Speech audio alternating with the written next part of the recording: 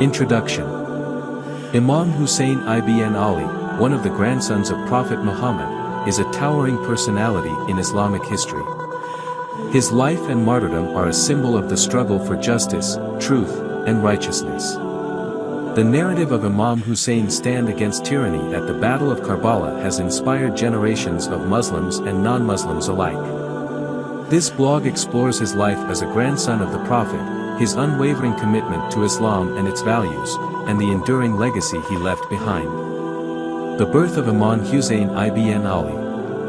Imam Hussain was born on the 4th of Shaban in the year 4 AH, 626 AD, in Medina. Being the second son of Sayyiduna Ali ibn Abi Talib and Fatima bint Muhammad, he was part of the Al-Bayt.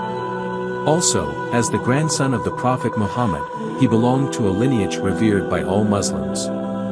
Moreover, it is narrated that Sayyiduna Imam Hussain was given birth after a pregnancy period of just 6 months. Other than Sayyiduna Yahya and Imam Hussain, no child having birth after pregnancy period of only 6 months could survive. Early life of Imam Hussain. Raised in the household of the Prophet Muhammad, Imam Hussain received profound spiritual and moral education. He learned directly from the Prophet Muhammad and his parents, embodying the values of courage, justice, and compassion from an early age. There are multiple narrations describing the Prophet's overwhelming love for his grandsons. One is as follows. The beloved Prophet placed Imam Hussain in his lap, smelt him, embraced him, wrapped him in his blessed cloak, declared him the leader of the youth of paradise and referred to him as, my flower in this world.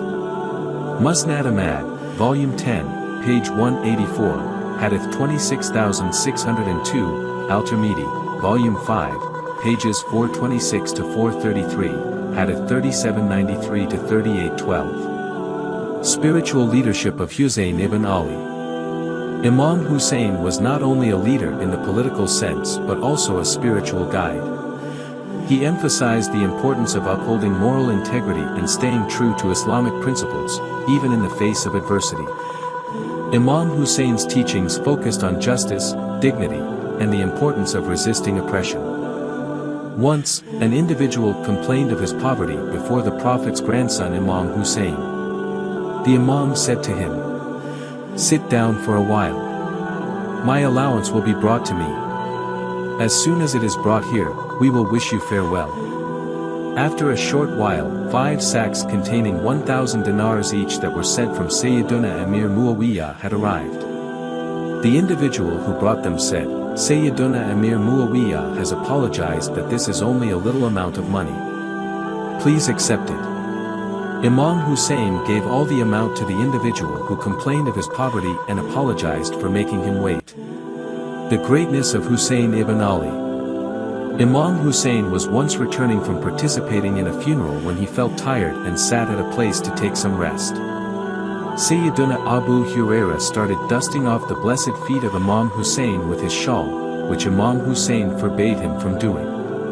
Upon that, Sayyiduna Abu Hurairah said, "By Allah! If people come to know what I know about your grandeur and honor, then they would lift you upon their shoulders." Imam Hussein's stance against tyranny.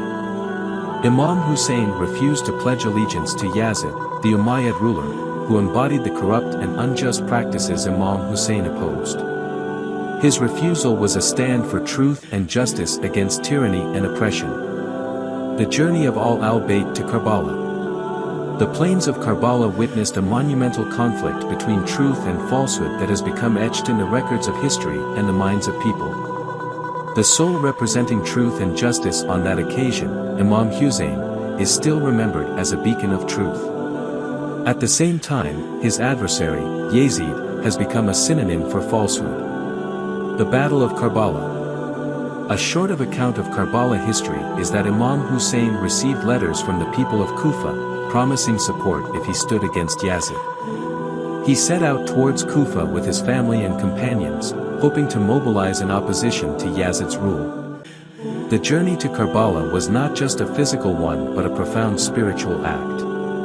It symbolized a conscious choice to confront oppression and uphold the values of Islam, even at the cost of one's life. On the 10th of Muharram in 61 AH, 680 AD, Imam Hussain and his small band of followers faced Yazid's vast army on the plains of Karbala. Despite being heavily outnumbered and deprived of water, Imam Hussain and his companions fought valiantly. Martyrdom of Hazrat Imam Hussain. Imam Hussain and his companions were martyred in the Battle of Karbala, but their sacrifice left an indelible mark on Islamic history. The brutal nature of their deaths and the subsequent treatment of their families shocked the Muslim world and ignited a movement for justice. Sayyiduna Imam Hussain was 56 years, 5 months and 5 days old at the time of his martyrdom. Imam Hussain Shrine is in Karbala. The stand of Imam Hussain and his followers.